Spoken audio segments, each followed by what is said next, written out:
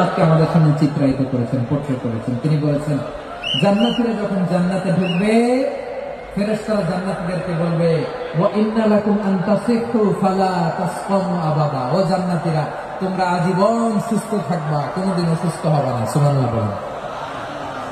আচ্ছা, আজকের এই মাহফিলে যারা এসেছেন কোনোদিন অসুস্থ হন না এরকম কে কে আছেন? হাত তুলেন তো দেখি।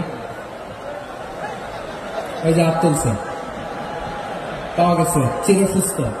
তোমরা কোনোদিন অসুস্থ হও নাই, অসুস্থ হও নাই। তা তুমি জান্নাতে যে কি করবা? তুমি তো জান্নাতেই আছো। তাই ফেরেশতারা বলবে ইন্না লাকুম আন তাসিহু ফালা তাসকামু আবাদা। এটা এমন জান্নাত চিরকাল সুস্থ থাকবা, কোনোদিন অসুস্থ হবে না। সুবহানাল্লাহ বলেন।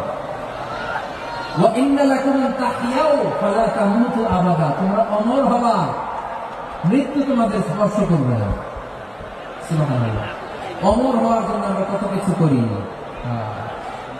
জান্নাতে গেলে অমর হওয়া যাবে, ঠিক কিনা বলেন?